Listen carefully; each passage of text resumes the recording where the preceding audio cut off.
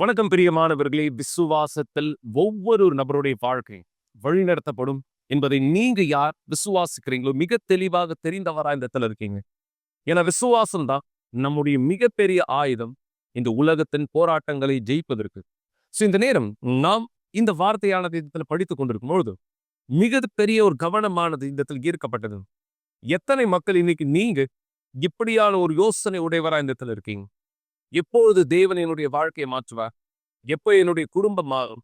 எப்பொழுது என்னுடைய குடும்பத்தின் உறுப்பினர்கள் இடத்தில் மாற்றப்படுவார்கள்? எப்பொழுது தேவனுடைய வல்லமை என் வீட்டுக்குள்ளாக வெளிப்படுத்தப்படும்? சமாதான சந்தோஷத்தை எப்பொழுது நான் இடத்தில் பார்ப்பேன்? இப்படியான பல கேள்விகளை ஒவ்வொரு நாளும் நீங்கள் கேட்கிற ஒருவரா இந்த இடத்துல இருக்கீங்க. ஆனா தேவனுடைய வார்த்தை மிக தெளிவாய் இங்க இடத்தில் நேரடியான விளக்கத்தை நமக்கு தரக்கூடியதாக இருக்கு. தேவன் மாறாத தேவன். அவர் தன்னுடைய வார்த்தையை உறுதிப்படுத்துகிறார். இந்த வார்த்தை என்னுடைய கவனத்தை ஈர்த்தது எவ்வளவு நிச்சயமோ அதே போல உங்களுடைய கவனத்தை ஈர்க்கும் என்பதை நம்புகிறேன். இந்த வார்த்தை இந்த கவனியும். மத்தேயு 7ஆம் அதிகாரம் 9ஆம் வசனம். உங்களில் எந்த மனுஷனாலும் தன்னிடத்தில் அப்பத்தை கேட்கிற தன் மகனுக்கு கல்லை கொடுப்பானா? கொடுப்பீர்களா? தொடர்ந்து கவனியும். மீனை கேட்டால் அவனுக்கு பாம்பை கொடுப்பானா? நீங்க யார் பெற்றோரோ, குறிப்பாக உங்களிடத்தில் இப்படியான ஒரு கேள்வி நான் கேட்கிறேன். உங்களுடைய பிள்ளைகள் உங்ககிட்ட இந்த இடத்துல அப்பமானதை கேட்டா நீங்க அப்பத்துக்கு பதிலாக கல்ல கொடுப்பீங்களா? மீனானது கேட்டால் மீனுக்கு பதிலாக பாம்பானதை கொடுப்பீர்களா? ஒருவேளை கேட்கலாம், ஆசை இது எப்படி என்னுடைய பிள்ளைக்கு நான் எப்படி அப்படியான ஒரு செயலை செய்வேன்? அப்ப நீங்க யார் விசுவாசிக்கிறவராய் தேவனை, தேவனுடைய வழியை சார்ந்த ஒருவராய் இந்த இடத்துல இருக்கிறீர்களோ ஆவிக்குரிய விதத்திலே நாம் அவருடைய பிள்ளைகளாகவும் அவர் நம்முடைய தகப்பனாகவும் இந்த இடத்துல இருக்கிறார். அப்ப நீங்க கேட்கிற காரியம் ஒன்றாக இருக்கிற பட்சத்துல தேவன் வேறு ஒன்றானதை இன்றைக்கு தருவாரா? மிக நிச்சயம் கிடையாது. நீங்கள் அப்பமானதை கேட்டால் தேவன் உங்களுக்கு கல்லானது கொடுக்க போறது கிடையாது. நீங்க இந்த இடத்துல மீனானதை கேட்கும் பொழுது அவர் உங்களுக்கு பாம்பானதை கொடுக்க போறது கிடையாது. தேவன் ஒவ்வொருவருடைய வாழ்க்கையை நன்கு அறிந்தவராக இருக்கிறார். வசனம் தொடர்ந்து இந்த இடத்துல பேசுகிறது. ஆகையால் பொல்லாதவர்களாகிய நீங்கள் உங்கள் பிள்ளைகளுக்கு நல்ல ஈவுகளை கொடுக்க அறிந்திருக்கும் பொழுதும் பரலோகத்தில் இருக்கிற உங்கள் பிதா தம்மிடத்தில் வேண்டிக் கொள்கிறவர்களுக்கு நன்மையானவைகளை கொடுப்பது அதிக நிச்சயம் அல்லவா? தேவன் உங்களுடைய வாழ்க்கையை இந்த இடத்துல வாக்களித்தபடி ஆசீர்வதிக்க விரும்புகிறார்.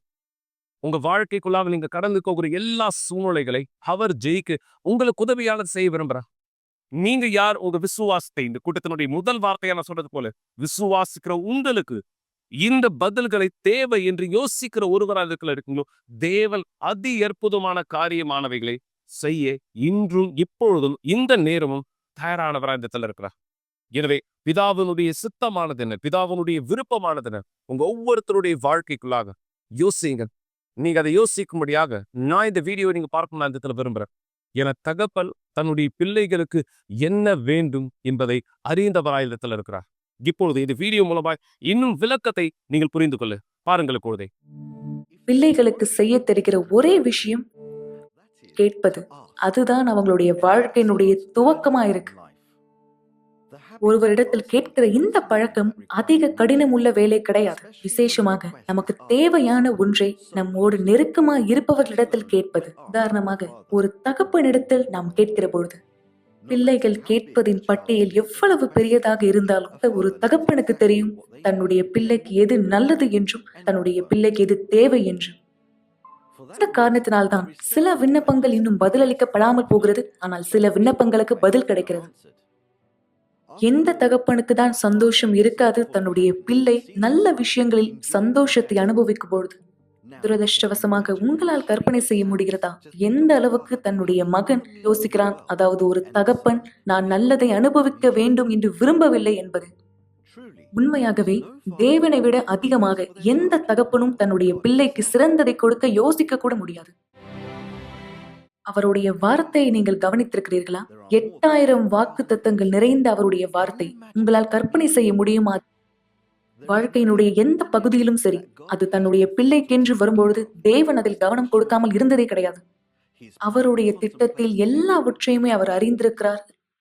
தேவனோடு பேச தொடங்கி இருந்தேன். அங்கு தேவன் என் மேல இறங்கின பொழுது, தேவனுடைய சிந்தனை எனக்குள்ளாக இந்த இடத்துல வந்த போது, தேவனுடைய ஆவியின் அபிஷேகம் எனக்குள்ளாக இந்த இடத்துல வந்த போது தேவன் உறுதிப்படுத்தினார், இப்பொழுது நீ என்னுடைய மகனாக இந்த இடத்துல இருக்கன்ட்டு, இப்பொழுது நீ என்னுடைய பிள்ளையாக இருக்க. அதுதான் உறுதியாக எனக்கு கிடைச்சது. நான் இந்த இடத்துல நினைச்சேன், நான் கைது செய்யப்பட்டு சிறையில கூட இந்த இடத்துல இல்ல, நான் வெளியே இருக்கிறது போல உணர்ந்தேன், சுதந்திரமா இருக்கிறது போல நான் உணர்ந்தேன். என்ன அழுது அந்த இடத்துல தேவன் இடத்துல எல்லாவற்றையும் ஊற்றுனேன். அதன் பிற்பாடு நான் அழறத நிறுத்தினேன். எனக்குள்ள சமாதானம் இருந்தது. அந்த இடத்துல நான் உண்மையாவே நம்பினேன் பாஸ்டர். எந்த விதமான உணர்ச்சியும் கிடையாது. நான் இனிமேலும் அழல. பரிசுத்த ஆவியானவர் எனக்குள்ள உறுதியை கொடுத்தாரு. முன்பாக நான் அவருடைய மகளா இல்ல, இப்ப நான் அவருடைய மகளா இருக்கேன். இப்போ தேவன் என்கிட்ட சொல்றாரு, நீ என்னுடைய மகளா இருக்க. என் முழு பலத்தோடு நான் பரிசுத்த ஆவியால் அபிஷேகிக்கப்பட்டேன். நான் சொன்னேன், எனக்கு தேவன் வேணும், நான் தேவனை அறியணும். அதுதான் நடந்தது. நான் அந்த நாளில் தேவனை சந்தித்தேன். நான் சீஷர்கள் கூட்டம் சனிக்கிழமை அன்னைக்கு நான் அபிஷேகிக்கப்பட்டேன். அந்த நாளை ஒருபொழுதும் என்னால் மறக்க முடியாது. அவர்கள் தன்னுடைய தகப்பனை கனப்படுத்தியும் அவர் கனப்படுத்தாமல் இருப்பது சாத்தியமான காரியமா? அவர்களுக்கு பதில் அளிக்கப்படுகிறது மற்றும் அவர்கள் தேவனால் கவனித்துக் கொள்ளப்படுகிறார்கள். இது நிரூபிக்கிறது, தேவனுடைய பிள்ளையாய் ஒரு நபர் மாறுவதனுடைய வல்லமையை பெறுவதை பார்க்கிலும் தங்களுடைய வாழ்க்கையில் சிறந்ததாய் எதுவுமே அவர்கள் காண முடியாது. மிக சரியாக இந்த நேரம் யார் இந்த நிகழ்ச்சியை இந்த இடத்துல பார்த்துட்டு இருக்கீங்களோ, நீங்க யாருமே தற்செயலாக இதை இந்த இடத்துல பார்க்கவில்லை. உங்களுடைய எல்லா பிரச்சனைகளுக்கு வழியானது உண்டு. உங்களுடைய எல்லா கவலைகளுக்கு தீர்வானது உண்டு. உங்களுடைய அழுகையும் உங்களுடைய வலியும் உங்களுடைய வேதனைகளும் நீக்கப்பட முடியும். தேவன் அதி அற்புதமான தேவனாய் இன்றும் மாறாதவராய் விசுவாசிக்கிறவர்களுக்கும் மேலும் அவரை நோக்கி தன்னுடைய விண்ணப்பத்தை செய்கிறவர்களுக்கும் பதில் கொடுக்கிற தேவனாய் இந்த இடத்துல இருக்க. மக்களை, நீங்க யார் நிகழ்ச்சியை பார்த்துட்டு இருக்கீங்களோ, சரீரபூர்வமா பேசும்பொழுது நான் இருக்கிற இடத்துல இருந்து நீங்க பல தூரம் இந்த இடத்துல விலகினவரா இந்த இடத்துல இருக்கலாம். ஆனா இப்பொழுது விசுவாசத்தை நான் சொல்ல முடியும், உங்க வீட்டுக்குள்ள டிவிக்கு நீங்க எவ்வளவு நெருக்கமா இருக்கீங்களோ அவ்வளவு நெருக்கமா நான் இந்த இடத்துல இருக்கேன். நான் சொல்ல சரியா? அப்போ ஆவிக்குரிய விதத்துல இன்னும் அதிகமா நம்ம யோசித்தால் தேவன் என்னை விட இன்னும் அதிக நெருக்கமானவராய் உங்களோடு கூட உங்களுடைய வீட்டிலே வாசம் பண்ணுகிறவராய் இந்த இடத்துல இருக்கா. உங்களுடைய வலிகள், உங்களுடைய வேதனைகள், உங்களுடைய பாடுகள், உங்களுடைய பிரச்சனைகள் என்னன்றது தேவனுக்கு தெரியாதா? நீங்க இந்த பிரச்சனைக்கு அழுவதை நிறுத்திவிட்டு, உங்களுடைய சூழ்நிலைகளுக்கு குறை சொல்வதை நிறுத்திவிட்டு, உங்களுடைய வாழ்க்கையினுடைய பிரச்சனைகள் இடத்துல இவர்கள் அவர்கள் என்று பல மக்கள் இடத்துல பேசுவதை அல்லது பகிர்ந்து கொள்வதை நிறுத்தி அதை விண்ணப்பமாக எடுத்து தேவனுடைய கைகள் இந்த படைங்க. அவர் உங்களுக்கான பதிலை கொடுக்க தயாராக்கா. பாச, இது சாத்தியமா? என் வாழ்க்கை இந்த இடத்துல மாற முடியுமா? தேவன் எனக்கு பதிலானதை இந்த இடத்துல கொடுப்பாரா? அவர் வார்த்தை இன்றும் நிஜமானதா? ஒருவேளை நீங்க இப்படியான சந்தேகத்தோடு கூட இருக்கீங்கன்னா, இது எவ்வளவு நிஜம் என்பதை பார்க்கும்படி இந்த சாட்சியை கவனமா இடத்துல கவனிங்க. என இந்த நபருடைய வாழ்க்கையை தேவன் எப்படியாக நுழைந்தா, எப்படியாக வேலை செய்தா, இன்று இந்த சாட்சியை கொடுப்பதற்கு தேவன் எப்படியான வழிகளை திறந்தார். சாட்சி பிற்பாடு மீண்டும் உங்களோட இடத்தில் இணைந்திருக்கிறேன். நான் கசப்புணர்ச்சி உடைய நபரா இருந்தேன். எல்லாத்தையும் வெறுத்தேன். சோகங்களுக்கு நான் எப்பொழுதும் அடிமைத்தனமா இருந்தேன். எனக்கு யார் மீதும் மனதுருக்கமே கிடையாது. யாராவது கஷ்டப்படுறாங்கன்னா எனக்கு நிலைமை இருந்தா கூட நான் அவங்களுக்கு உதவி செய்ய மாட்டேன். அந்த மாதிரி நான் எப்பொழுதும் செஞ்சது கிடையாது. ஏன்னா என்னுடைய சிந்தனையில அவங்க கஷ்டப்படுறாங்க, அவங்களுக்கு இது தேவைன்னு தோணும். என் பேரு எசபெல் தோரஸ். எனக்கு 45 வயசு ஆகுது. நான் உடற்பயிற்சி கல்வி ஆசிரியரா இருக்கேன். எங்க அப்பா குடிகாரரா இருந்தாரு, செய்வினை எடுப்பவரா இருந்தாரு. என்னுடைய சகோதரர்களும் இளம் வயசுலயே குடிக்க ஆரம்பிச்சுட்டாங்க. என்னுடைய பெற்றோரோட வீட்டுல சமாதானமே இல்ல. எங்க அப்பா எங்க அம்மாவையும் சகோதரரையும் தொடர்ச்சியா அடிச்சுக்கிட்டே இருப்பாரு. இது தொடர்ந்த நிலையில ஒரு நாள் என்னோட சகோதரர் என்னுடைய அப்பாவை சாகடிக்க கூட திட்டம் தீட்டினா. ஏன்னா என்னோட அப்பா எப்பொழுதும் எங்க அம்மாவை மரணத்திற்குரிய பயத்திலே வச்சிருந்தாரு. எங்களையும் கூட பயமுறுத்துவாரு. இதனால எனக்கு பேர் அதிர்ச்சி எனக்குள்ள இருந்தது. இந்த காரணத்தினாலதான் நான் எங்க அப்பாவை வெறுக்க ஆரம்பிச்சேன். ஒரு தடவை கூட சண்டை இல்லாம எங்க குடும்பம் ஒன்று சேர்ந்தது கிடையாது. இந்த மாதிரிதான் ஒரு தடவை என்னுடைய அண்ணனோட எனக்கு சண்டை ஏற்பட்டது. அவர் என்ன டம்ளர் எடுத்து அடிச்சாரு. அது என் கையை அறுத்தது. அந்த தினம் நான் வெறுப்புணர்ச்சிக்கு அடிமையான, அது என்ன ஜெயிச்சது. ஒரு கத்தி எடுத்து அவளை சாகடிக்க கூட நான் முயற்சி செஞ்சேன். அந்த மாதிரி நடக்காதபடிக்கு எங்க அம்மா என்ன பாதுகாத்து வச்சிருந்தாங்க. அந்த தினத்துல இருந்துதான் நான் எங்க அப்பா மீதும் என்னோட சகோதரர் மீதும் வெறுப்புணர்ச்சியை ஜாஸ்தியா வளர்த்துக்கிட்டேன். ஏதாவது செஞ்சு இந்த வீட்டை விட்டு வெளியேறணும்னு நான் நினைச்சிட்டே இருப்பேன். அதனாலதான் எனக்கு 12 வயது இருக்கும் போது நான் என்னோட பெற்றோர் வீட்டை விட்டு வெளியேறணும்னு தீர்மானிச்சேன். நான் வீட்டை விட்டு வெளியேறினா என்னோட பிரச்சனைக்கு முடிவு வரும்னு நான் நினைச்சேன். நான் சமாதானத்தை பெற்றுக்கொள்ளுவேன், சந்தோஷமா இருப்பேன்னு நினைச்சேன். எனக்கு என்னோட சுதந்திரம் கிடைக்கும். அதனால நான் அதை செய்ய எல்லா முயற்சியும் எடுத்தேன். நான் வேலை செஞ்சுட்டே படிக்க ஆரம்பிச்சேன். ஆமா, 12 வயதுலயே, ரொம்ப சின்ன வயசுலயே நான் வேலை செஞ்சுட்டே படிக்க ஆரம்பிச்சேன். அந்த சந்தோஷத்துக்காகவும் சமாதானத்துக்காகவும் அதை பெற்றுக்கொள்ளணும்னு நான் துடிப்பா இருந்தேன். இருந்தாலும் அந்த மாதிரி எனக்கு எதுவுமே நடக்கல. ஏன்னா பிரச்சனை என்னுடைய பெற்றோர் வீட்டுல மாத்திரம் கிடையாது. அந்த பிரச்சனைகள் நான் எங்க போனாலும் என்னை பின்பற்றிக்கிட்டே வந்தது. 20 வயசுல நான் சிலவற்றை பெற்றுக்கொண்டேன், நல்ல வாழ்க்கையை பெற்றுக்கொண்டேன். எனக்கு நல்ல வேலை இருந்தது, என்னுடைய வீடு இருந்தது, நல்ல நண்பர்கள் இருந்தாங்க, என்னுடைய காதலன் இருந்தாரு. இது எல்லாமே இருந்தாலும் கூட எதுவுமே என்னை திருப்திப்படுத்தல. நான் தொடர்ந்து எனக்குள்ள கசப்புணர்ச்சி உடைய நபராதான் இருந்தேன். நான் எல்லாத்தையும் வெறுக்க ஆரம்பிச்சேன். சோகத்துக்கு மட்டும்தான் என் வாழ்க்கையில அடிமையா இருந்தேன். யாராவது எனக்கு பிடிக்காது ஏதாவது என்னை பத்தி சொல்லும் பொழுது நான் ஏற்கனவே அவங்க மேல வெறுப்புணர்ச்சி உடைய நபரா இருப்பேன். எனக்கு யார் மீதும் மனதுருக்கமே கிடையாது. யாராவது கஷ்டப்படுறாங்கிறத நான் பார்க்கும்போது எனக்கு நிலைமை இருந்தாலும் கூட நான் அவங்களுக்கு உதவி செய்ய மாட்டேன். என் சிந்தனையில தோணும், அவங்களுக்கு இந்த தேவைதான், அவங்க கஷ்டப்படணும் அப்படின்னு நினைப்பேன். இன்னும் சொல்ல போனா நான் தேவனை கூட விசுவாசிக்கல. அந்த தருணத்துலதான் சில பேர் எனக்கு தேவனை குறித்து சொன்னாங்க. இன்னும் சில பேர் இயேசுவ குறித்து என்கிட்ட பேசினாங்க. என்ன சுற்றி இருக்கிறவங்க எல்லாம் எப்பொழுதும் இயேசுவ பத்தி என்கிட்ட பேசியிருக்காங்க. ஆனா நான் ஒருபோதும் அதை விசுவாசிக்கல.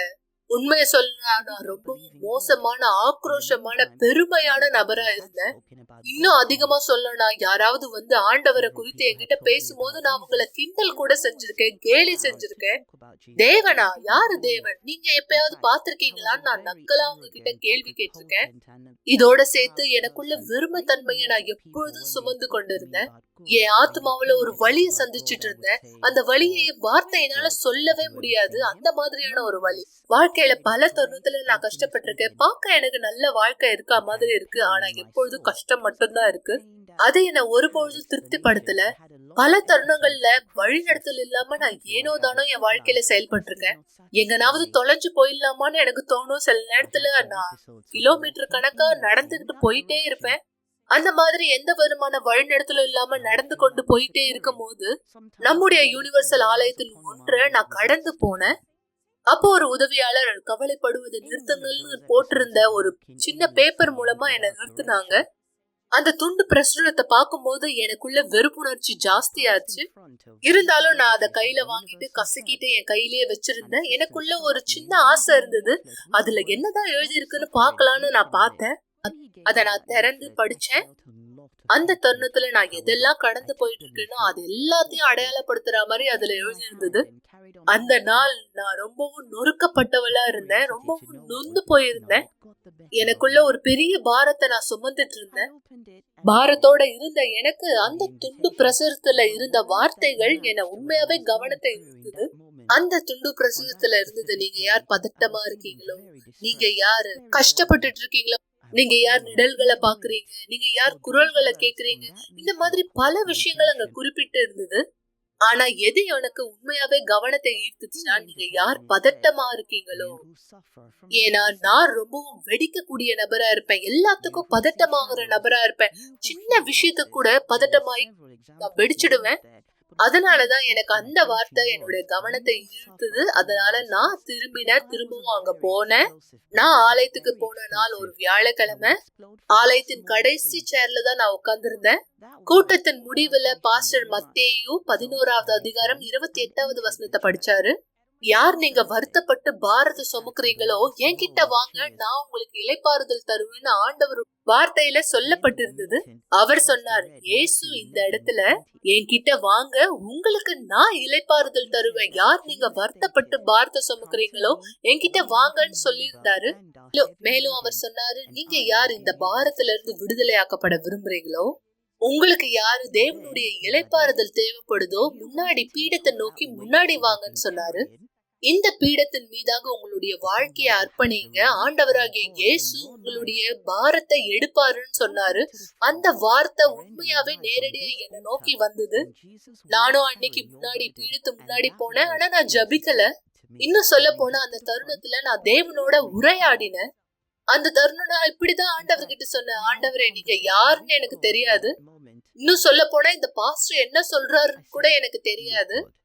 உண்மையாவே நீங்க இங்க இருக்கீங்கன்னா, இந்த பாஸ்டர் சொல்ற மாதிரி நீங்க இந்த இடத்துல இருக்கீங்கன்னா, என்னுடைய பாரத்தை இப்போ இந்த தருணம் எடுத்துடுங்க, நான் இதை உங்ககிட்ட குடுக்கறேன்னு சொன்னேன். அந்த நாள் நான் உண்மையாவே மிகவும் சோர்வா இருந்தேன். உடல்ல மட்டும் நான் சோர்வா இல்ல, என்னுடைய ஆத்துமாவிலையும் சோர்வா இருந்தேன். எனக்கு நல்லா ஞாபகம் இருக்கு, அந்த நாள் நான் வீட்டுக்கு கழுவப்பட்டவளா போனேன். சுத்தமா, மிகவும் இலகுவா, என்ன ஒரு அருமையான வாழ்க்கைன்னு சொல்ற நான் எதிர்பார்த்த அந்த வாழ்க்கை. நான் உண்மையாவே ஆச்சரியப்பட்டேன். நான் ஆலயத்தை விட்டு வெளியேறும் பொழுது இலகுவா இருந்தேன். என்ன ஒரு அருமையான தருணம். நான் திரும்பி ஆலயத்துக்கு வரணும்னு நான் ரொம்பவும் ஆசைப்பட்டேன். இருந்தாலும் என்னுடைய பழைய வாழ்க்கையை நான் தொடர்ந்துட்டு தான் இருந்தேன். நான் ஆலயத்துக்கு வந்தேன், ஆனா என் உலகத்துல நான் இருந்துகிட்டே இருந்தேன். உலகத்தோட இருக்கும்போது நான் என்னெல்லாம் செஞ்சுட்டு இருந்தேனோ அது எல்லாத்தையும் தொடர்ந்து செஞ்சுட்டே இருந்தேன். ஆனா நான் எப்பெல்லாம் யூனிவர்சல் ஆலயத்துக்குள்ள போறேனோ அப்பெல்லாம் ரொம்பவும் இலகுவா உணர்ந்தேன், ரொம்ப சந்தோஷமா உணர்ந்தேன். இந்த மாதிரி தொடர்ந்து போகும்போது ஒரு நாள் ஒரு அசிஸ்டன்ட் கிட்ட என்னுடைய வாழ்க்கையை குறித்து நான் பேசிட்டு இருந்தேன். அப்ப அவங்க சொன்னாங்க, நீங்க உண்மையாவே சமாதானத்தை பெற விரும்புறீங்கன்னா, உண்மையாவே சந்தோஷத்தை பெற விரும்புறீங்கன்னா, நீங்க உண்மையாவே பரிசுத்த ஆவியானவரை பெற்றுக்கொள்ளணும். ஏன்னா அவர் மட்டும்தான் உங்களுக்கு கடினமான சூழ்நிலையில உங்களை பலப்படுத்துவாருன்னு சொன்னாங்க. அவர் மட்டும்தான் உங்களுக்கு மெய்யான சந்தோஷத்தை கொடுப்பாரு. ஆனா நீங்க பரிசுத்த ஆவியானவரை பெற்றுக்கொள்ளணும்னா நீங்க உங்களுடைய வாழ்க்கைய 100% அர்ப்பணிக்கணும்னு சொன்னாங்க. எதெல்லாம் உங்களை தேவனை விட்டு பிரிக்குதோ அதை நீங்க புறக்கணிக்கணும், நீங்க மன்னிக்கணும். அதன் மூலமா நீங்க இந்த சந்தோஷத்தை பெற்றுக்கொள்ள முடியும், அவருடைய ஆவியை பெற்றுக்கொள்ள முடியும். அதன் மூலமா கடினமான சூழ்நிலையை நீங்க ஜெயிக்க முடியும். உண்மையாவே அந்த வார்த்தைகளை நான் ஏற்றுக்கொண்டேன்.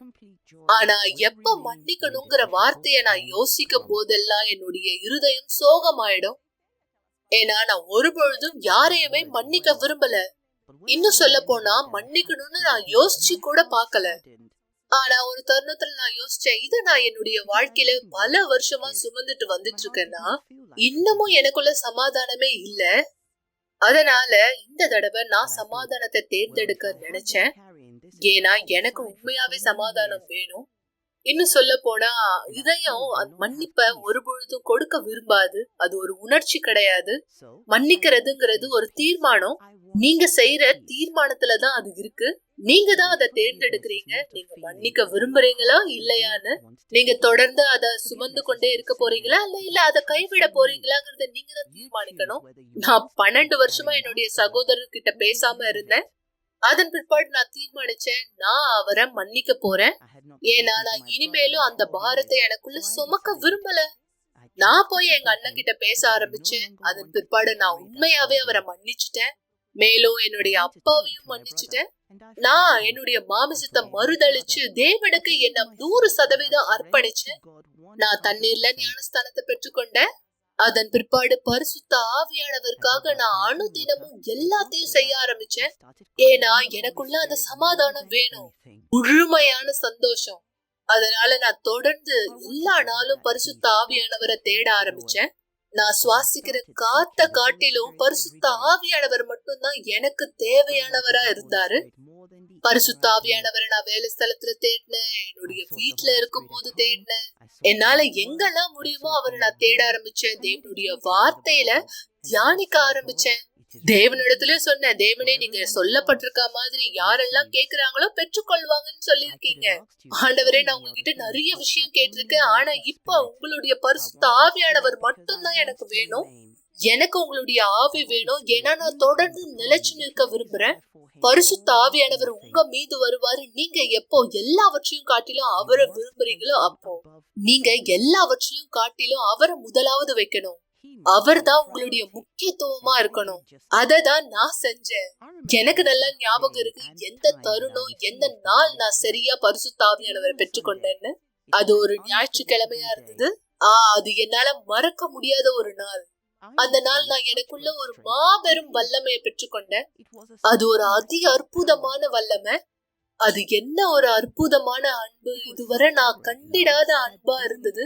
உங்களுக்கு தெரிஞ்ச மாதிரி ஒருத்தர் மீது கூட மனதுருக்கம் இல்லாத இருந்த ஒரு நபர் இப்ப எல்லாரையும் அன்பு செய்ய ஆரம்பிச்சுட்டேன். இன்னைக்கு மனதுருக்கம் எனக்குள்ள இருக்கு. அவருடைய அன்பு சந்தோஷம் எனக்குள்ள இருக்கு. இந்த அன்பு எல்லோரு கூடயும் நான் பகிர்ந்துக்க விரும்புறேன். இன்னைக்கு நானும் என் கணவரும் தேவனுக்கு ஊழியம் செய்யறவங்களா இருக்கோம். நாங்க ஊழிய குழுல ஒரு பகுதியா இருக்கோம். நாங்க வெளியே சென்று தேவனுடைய வார்த்தைய மக்களுக்கு கொடுத்து கொண்டு இருக்கோம். என் வீட்டுல சமாதானம் இருக்குன்னு நான் மற்றவங்க கிட்ட இன்னைக்கு பேசுறவளா இருக்கேன். இன்னைக்கு நானும் என் குடும்பமும் ரொம்ப அழகா வாழ்ந்துட்டு இருக்கோம். இன்னைக்கு என் சகோதரரோட நல்ல நட்புறவு எனக்கு இருக்கு. எங்களுக்குள்ள மரியாதை இருக்கு. இப்ப எங்களுக்கு குடும்ப ஒற்றுமை திரும்பவும் ஏற்பட்டிருக்கு. குடும்பத்துல சமாதானம் இருக்கு. இன்னைக்கு என்னுடைய வாழ்க்கை முழுமை அடைஞ்சிருக்கு. இன்னும் சொல்ல போனா எல்லா பகுதியிலும் என்னதான் நான் எல்லாத்தையும் பெற்றிருந்தாலும், நான் சரீரபூர்வமா பண ரீதியா எல்லாத்தையும் பெற்றிருந்தாலும், இது எதுவுமே பரிசுத்த ஆவியானவரோட ஒப்பிட முடியாது. அவர் மட்டும்தான் மாபெரும் பொக்கிஷமா இருக்காரு. அவர்தான் எனக்கு எல்லாமே. அவர்தான் என்னுடைய ஜீவ சுவாசம். சரி மக்களே, உங்களுக்கு ஆதாரம் இன்னும் தேவையா? ஒருவேளை நீங்க சொல்றீங்க, பாஸ்டர், நான் இன்னும் நம்புவதற்கு எனக்கு வாய்ப்பானதில்லை, நான் இன்னும் சில சந்தேகத்திற்குள்ளாக இருக்கிறேன், தேவன் என்னுடைய வாழ்க்கையில வேலை செய்வது கடினமானது, குறிப்பா என்னுடைய கணவர் வாழ்க்கைக்குள்ள, என்னுடைய மகளுடைய வாழ்க்கைக்குள்ள. ஒருவேளை நீங்க இருதயம் நொறுக்கப்பட்ட ஒரு தாயானவராய் இடத்துல இருக்கலாம். உங்களுடைய பிள்ளை ஒரு கெட்ட பழக்கத்துக்கு அடிமையானவராய் இடத்துல இருக்கலாம். எனவேதான் நீங்க யார் நிகழ்ச்சி பார்த்துட்டு இருக்கீங்களோ, உங்களுக்கு இந்த பயப்பாடத்தின் இடத்துல கொடுக்க விரும்புறேன். தேவன் மாறாதவராய் இருக்கிறார். குறிப்பாய் வருகின்ற வெள்ளிக்கிழமை மாபெரும் விடுதலைக்கான கூட்டத்திலே நீங்கள் எங்களோடு இணைய ஆலயத்திற்கு வரவேற்கப்படுகிறீர்கள். பாச செய்வனை பிரச்சனையானதற்கு, சாபங்களானதற்கு, கந்திருஷ்டிகளானதற்கு, பொறாமைகளானதற்கு, என்னுடைய வாழ்க்கை நிறுத்தப்பட்ட ஒரு வாழ்க்கை போல இருக்கும். முன்னேற்றமானதில் அப்படியே நான் தவறி ஒரு முன்னேற்றத்தின் ஒரு படி எடுத்து வைக்கும் பொழுது நான் பல படிகள் சரிகிற ஒரு நபரா இந்த இடத்துல இருக்கும். என் வீட்டுக்குள்ள சந்தோஷமானதுல, என் திருமணக்கள் இந்த இடத்துல பிளவுகளானதற்கு, எல்லா ஆவிக்குரிய பிரச்சனைகளும் சரி செய்யப்பட முடியும் என தேவன் சர்வ வல்லமையான தேவனா இருக்கிறார். எனவே இந்த வெள்ளிக்கிழமை கூட்டத்தை தவற விடாதீங்க. குறிப்பாய் மாலை 7 மணிக்கும் இந்த விசுவாசத்தை நீங்க தலைமை சபை மவுண்ட்ரோட்லயோ அல்லது நம்முடைய ஆலயத்தின் கிளை சபைகளிலோ எங்களோடு கூட இணையலாம். நீங்க முகவரி தெரிந்து கொள்ள விரும்புறீங்க அல்லது மற்ற விவரங்களை தெரிந்து கொள்ள விரும்புறீங்க, இந்த உதவி எண்களில் எங்களை தொடர்பு கொள்ளுங்க. உங்களுடைய விண்ணப்பங்களை பகிர்ந்து கொள்ள, ஜெபங்களை பெற்றுக்கொள்ள. என தேவன் மாறாதவராயிருக்கிறார். அதனுடைய ஆதாரமாய் இன்னொரு சாட்சி இந்த நீங்க பாருங்க. இந்த சாட்சியானது ஒரு வாலிபருடைய சாட்சி. இந்த வாலிபருடைய வாழ்க்கை என்னவாக இருந்தது? ஒருவேளை இது பிள்ளைகளுடைய வாழ்க்கையின் அடையாளமா இருக்கா? நீங்க இந்த சாட்சியை பார்க்கும்போது உங்களுடைய பிள்ளை என்ன கடந்து போறார் அதை யோசிக்கிற ஒரு வாய்ப்பு உங்களுக்கான வாய்ப்பத்தில் கிடைக்கலாம். ஏன்னா இந்த நபருடைய குடும்பத்தார் இவர் என்ன சூழலை கடந்து போறார் என்று அறியாத ஒருத்தரார் இருந்தாங்க. ஆனா இவர் தேவனுக்கு அனுமதி கொடுத்த பொழுதும் தேவன் வாழ்க்கையை மாற்றினார். குடும்பம் அல்ல, தேவன் வாழ்க்கையை மாற்ற வாய்ப்பு உண்டானது. அந்த வாய்ப்பு உங்களுடைய பிள்ளைகளுக்கும் ஏற்பட முடியும். விசுவாசம் என்கிற ஆயுதம் பயன்படுத்தப்படும் பொழுது சாட்சியை பாருங்க. சாட்சி பிற்பாடு நான் இணைந்திருப்பேன். இதே விடுதலை உங்களுடைய வீடுகளுக்குள்ளும் தேவையானால் அந்த விடுதலையை அறிக்கிடும்படியாக நீங்க விசுவாசிக்கிறீங்க. உங்களுடைய குடும்பத்தாரை இந்த கலாழைங்க இந்த சாட்சி பிற்பாடு நான் ஜபத்திலே ஒன்றிணையலாம். இந்த விடுதலை என்னுடைய முதல் வாசல் திறக்கப்படும்படியாக சாட்சியை பாருங்கள். இப்போதே வணக்கம், என் பேர் வினோத்குமார். எனக்கு வயசு 30 ஆகுது. நான் யூனிவர்சல் ஆலயத்துக்கு வரத்துக்கு முன்னாடி என்னுடைய வாழ்க்கையில் ஒரு முற்றிலும் அழிக்கப்பட்ட நபராகவும் கெட்ட பழக்கத்தில் ஈடுபட்ட ஒரு நபராகவும் இருந்தேன். எனக்கு நல்ல ஞாபகம் இருக்குது. என்னுடைய பள்ளி பருவத்திலிருந்து எனக்கு கெட்ட நண்பரோட சகவாசம் அதிகமாக இருந்தது. அவர்களோடு சேர்ந்து கெட்ட பழக்கத்தில் நான் ஈடுபட ஆரம்பித்தேன். ஆனால் இந்த காரியம் வீட்டில் பொறுத்த வரைக்கும் நான் ரொம்ப நல்லவனாக இருந்திருக்கேன். ஆனால் வீட்டில் எல்லாருக்குமே நான் நல்லவன். ஆனால் வெளியேன்னு வந்தால் மட்டும்தான் நான் யாருன்னு எனக்கு பற்றி மற்றவங்களுக்கு தெரிய வரும். என் நண்பரோட நான் ஒன்றிணைந்து இந்த குடிப்பழத்துக்கு அடிமையாக இருந்தேன், புகைப்படத்துக்கு அடிமையாக இருந்தேன். ஆனால் இந்த எந்த ஒரு விஷயமும் சரி என் வீட்டில் நானும் சொல்லிக்க மாட்டேன். அந்த விஷயம் தெரியாத அளவுக்கு நான் அந்தளவுக்கு ஜாக்கிரதையாக இந்த தவறு செஞ்சுட்டு இருந்தேன். மேலும் அதிகமாக பொய் பேசக்கூடிய ஒரு நபராகவும் இருந்தேன். நாட்கள் கடந்த பிற்பாடு என்னுடைய அன்பின் வாழ்க்கையில் ஒரு முறிவு ஏற்பட்டது. ஸோ அந்த தினமானது எனக்கு நல்ல ஞாபகம் இருக்குது. நான் நல்லா குடிச்சிட்டு பைக்கில் நான் ட்ராவல் பண்ணிட்டு இருக்கும்போது நான் யோசித்தேன், இதுக்கப்புறம் நான் ஏன் வாழணும், இதோட என்னுடைய வாழ்க்கை நான் முடிச்சிக்கலாம்னு சொல்லி ஒரு முடிவுக்கு வந்தேன். எனக்கு எதிர்ப்புறத்தில் சொல்லணும்னா ஒரு லாரி ஒன்று ரொம்ப ஸ்பீடாக வந்துச்சு. என்னுடைய சிந்தனையில் ஒரு எண்ணமானது வந்துச்சு, நம்ம ஏன் இன்னும் வாழணும், இல்லை நீ அந்த வண்டி கீழே விழுந்துரு, அந்த லாரி கீழே விழுந்துரு, இறந்துரு, இதுக்கப்புறம் நீ ஏன் உயிரோடு இருக்கன்ற மாதிரி அந்த சிந்தனை வந்துச்சு. நான் உண்மையாக சொல்லணும்னா அந்த நேரம் நான் தற்கொலைக்கு ஈடுபடுத்தேன். நான் அந்த இடத்துல கீழே விழுந்துட்டேன். ஆனால் சொல்லணும்னா ஏறத்தாழ நூலிலையில் அந்த விபத்துலேருந்து நான் தப்பிச்சுக்கிட்டேன். அது எப்படி நடந்துச்சுன்னு எனக்கு தெரியல. ஆனால் அந்த விபத்துக்கு பிற்பாடு தான் எனக்குள்ள அந்த எண்ணமே வந்துச்சு, ஏன் நான் திடீர்னு இந்த மாதிரி பண்ணேன்னு சொல்கிற மாதிரி ஒரு எண்ணம் வந்துச்சு. பிற்பாடு மருத்துவமனைக்கு என்னை கொண்டு போனாங்க. ஆனால் இந்த எல்லா காரியமும் சரி, வீட்லேயும் சரி, என் நண்பர் மத்தியிலையும் நான் சொன்னது என்னன்னா, இது ஒரு விபத்து தான் நடந்துச்சு, ஆனால் இந்த மாதிரி நான் தற்கொலை செஞ்சுக்கிட்டேன்ற ஒரு விஷயத்த நான் யார் கூடவும் நான் பகிர்ந்து கொள்ளலை. பிற்பாடு நாட்கள் கடந்து போக போக போக இரவில் என்னால் சரியாக தூங்காத ஒரு நபராக இருந்தேன். கெட்ட கனவுகள் வரா மாதிரியும், மேலும் என்னால் தூங்க முடியாத ஒரு நபராக இருக்கும்போது நான் என்னுடைய தாயத்தில் போய் சொல்லிட்டு இருப்பேன், என்னால் தூங்க முடியலமான்னு. ஆனால் ஜெபிச்சுட்டு தூங்குன்னு சொல்லுவாங்க தவிர, ஆனால் அவங்களுக்கு பொறுத்த வரைக்கும் நான் ஜெபிச்சுட்டு தூங்கணுன்னுவாங்க. ஆனால் நான் தூங்குறமா நடிச்சுட்டு தான் இருந்தேன் தவிர, நான் உண்மையாக சொல்லணும்னா தூங்கவே இல்லை. நாட்கள் போன பிற்பாடு எனக்கு வாலிபர் குழுல இருந்து எனக்கு ஒரு அழைப்பானது கிடைச்சது. அவங்க வந்திருந்தாங்க. வந்து இந்த மாதிரி வாங்க, உங்களுக்கான ஒரு மாபெரும் வாய்ப்பு, இதாவது வாழ்க்கை வாழ்வதற்கு வாலிபர் குழுல இருந்து எனக்கான ஒரு அழைப்பானது கிடைச்சிச்சு. நான் அந்த அழைப்பை நான் ஏற்றுக்கொண்டேன். அந்த நேரம் அவர் சொன்ன அந்த வார்த்தை, அந்த ஊழியக்காரர் சொன்ன வார்த்தை எனக்குள்ள, அந்த சிந்தனைக்குள்ளாக அந்த வார்த்தையானது எண்ணப்பட்டது. அந்த வார்த்தை எனக்குள்ளாக வரும்போது நான் யோசிச்சேன், ஓகே நம்ம போய் பார்ப்போமே, என்னதான் நடக்குதுன்னு பார்ப்போம் சொல்ற மாதிரி எனக்குள்ள அந்த எண்ணம் வந்துச்சு. வாழ்க்கை வாழ்வதற்கே இந்த ஒரு வார்த்தை என்னை முற்றிலும் மாறிடுச்சு. ஓகே நான் போய் பார்க்கலாம்னு சொல்ற மாதிரி நான் போனேன். அந்த வாலிப குழுவை நான் கலந்து கொண்டேன். அங்க போதர் எனக்கு எல்லா காரியத்தையும் கற்றுக் கொடுத்தார். நான் விசுவாசம் எப்படி பயன்படுத்த வேண்டும், எனக்கான ஒரு ஆலோசனை கிடைச்சது. அந்த ஆலோசனையில நான் தொடர்ந்து ஆலயத்திற்கு ஞாயிற்றுக்கிழமையும் புதன்கிழமையும் வெள்ளிக்கிழமையும் நான் தொடர்ந்து போகக்கூடிய ஒரு நபராக இருந்தேன். தேவனுக்கு ரொம்ப நெருக்கமா போகும்படியாக அநேக காரியங்கள் ஊழியம் செய்யறதிலும் சரி, தேவனுக்கு உண்மை தன்மையா இருக்கிறதிலும் எல்லா காரியத்திலையும் சரி, நான் தேவனுக்கு ரொம்ப நெருக்கமா போகணும்னு விரும்பினேன். பிற்பாடு நான் போகிற இடத்துல என்னுடைய எல்லா காரியத்தையும் நான் பகிர்ந்து கொண்டேன். நான் இந்த பிரச்சனை நான் கடந்து செல்கிறேன், இதுல இருந்து நான் எப்படி விடுதலை பெறணும்னு. ஏன்னா ஏறத்தாழ அந்த கெட்ட நண்பர்களோட சேர்ந்து ஒரு ரவுடிசம் பண்ற மாதிரி அந்த நண்பரோட சேர்ந்து அந்த காரியத்தை செஞ்சுட்டு இருந்தேன். சில நபர்கள் நான் கொலை செய்யறது கூட தீட்டுற அளவுக்கு என்னுடைய வாழ்க்கை அந்த அளவுக்கு நான் அந்த அளவுக்கு கொண்டு போனேன். சிலர் வந்து நான் கொலை செய்யற அளவுக்கு என்னுடைய சிந்தனை எனது தீட்டப்பட்டதா இருந்தது. பிற்பா நான் கத்துக்கினேன் இது எல்லாமே தவறு. ஏன்னா அன்னைக்கு அந்த ஆலோசகர் எனக்கு கொடுத்த ஆலோசனையானது என்னன்னா, அந்த ஆலோசகர் அன்னைக்கு எனக்கு கொடுத்த ஆலோசனை என்னவென்றால், இல்ல நீ செய்யறது முற்றிலும் தவறு, இது எதிர்மறையானது, உன்னுடைய வாழ்க்கை நீ வாழ்வதற்காக தான் இருக்கணும்னு சொல்லியிருந்தாரு. அப்போ எனக்குள்ளாகவும் என் சிந்தனைக்குள்ளாக இருந்த அந்த பாரம் எல்லாமே, அந்த சுமை என்னை விட்டு ஏதோ ஒரு காரியம் என்னை விட்டு வெளியே போயிடுச்சுன்ற மாதிரி நான் உணர்ந்தேன். பிற்பாடு ஆலயத்துல தொடர்ந்து நான் விசுவாசத்துல தொடர்ந்து போயிட்டே இருக்கும்போது தானியேல் உபவாசம் என்ற நிகழ்ச்சி துவங்கியது. அதுல உண்மையாகவே இந்த 21 நாள் என்னை நான் முற்றிலும் கொடுக்க நான் முடிவு பண்ணேன். ஏன்னா பரிசுத்தாவி எந்த அளவுக்கு முக்கியம் என்பதை நான் தெரிஞ்சுக்கிட்டேன். என்னை ரட்சிப்பு அந்த அளவுக்கு நமக்குள்ள இருக்க வேண்டும். இந்த 21 நாளும் நான் தேவனோட ஒரு பொருத்தனை செஞ்சேன். இந்த 21வது நாள் முடிவுக்குள்ளாக நான் உன்னுடைய ஆவி பெற்றுக்கொள்ள வேண்டும் என்று. அதனால என்னுடைய வாழ்க்கை நான் 100% தியாகமா நான் தேவனுக்காக கொடுத்தேன். பிற்பாடு அவருடைய ஆவியை தேட ஆரம்பிச்சேன். அதிகமா ஊழிய பணி செய்யறதிலும் சரி, அதிகமா ஜெபிப்பதிலும், அதிகமா வேத வாக்கியம் படிப்பதிலும் சரி, என்ன நான் முழுவதுமா நான் கொடுத்தேன். 21வது நாள் இரவு எனக்கு நல்லா ஞாபகம் இருக்கு. அந்த நாள் வெள்ளிக்கிழமை இரவு ஜெப கூட்டத்தில் நான் பரிசுத்தாவி பெற்றுக்கொண்டேன். பரிசுத்தாவி பெற்றுக்கொண்ட அந்த அனுபவமானது, அந்த நாள், அந்த நேரம், அந்த வார்த்தையினால் சொல்ல கூட முடியாத அளவுக்கு அந்த அளவுக்கு சந்தோஷமா இருந்தது. அந்த நாள் என்னுடைய வாழ்க்கையில இருக்கிற சிறந்த நாள் இது ஒண்ணுதான். ஏறத்தாழ எனக்கு ஒரு பிறந்த நாள் வர நாளா இருந்தாலும் சரி, ஒரு நல்ல காரியம் வீட்டுல நடந்தாலும் எந்த அளவுக்கு சந்தோஷப்படுறாங்களோ அதோட இந்த காரியத்தினால ஈடுகட்டு சொல்லவும் முடியாது. ஏன்னா அது அந்த அளவுக்கு எனக்குள்ளாக ஒரு காரியமா இருந்தது. மேலும் என்னுடைய விசுவாசத்தில் நான் எப்படி இருக்கணும், அதே பிரகாரம் என்னுடைய விசுவாசம் பிரகாரம் தேவன் என்னை ஆசீர்வதித்திருக்கிறார். என்னுடைய திருமண வாழ்க்கை பீடத்தின் மீதாக ஆசீர்வாதமா இருக்கிறது. இப்ப சொன்னா என்னுடைய முழு வாழ்க்கையும் சந்தோஷமாவும் இருக்கு, திருமண வாழ்க்கையும் ஆசீர்வாதமா இருக்கு. முழு குடும்பத்தோடும் சந்தோஷமும் தேவனுக்காய் ஊழியம் செய்கிற நபராய் நாங்கள் இருந்திருக்கிறோம். எல்லாவற்றுக்கும் தேவனுக்கு நன்றி. இன்று பரிசுத்தாவில நிரப்பப்பட்ட ஒரு நபராகவும் தேவனுடைய மனுஷனாகவும் தேவனுடைய பிள்ளையாகவும் நான் இருக்கிறேன். ஒருவரும் உங்களுக்கு வெளிச்சத்தின் நாளை கொடுக்காவிட்டாலும் அல்லது உங்களுடைய சத்தத்தை கேட்பதே பாரமாக தோன்றினாலும், உங்களுக்கு தேவையான பலத்தையும் நம்பிக்கையும் பெறுவதற்கான ஒரே வழி ஜெபம்.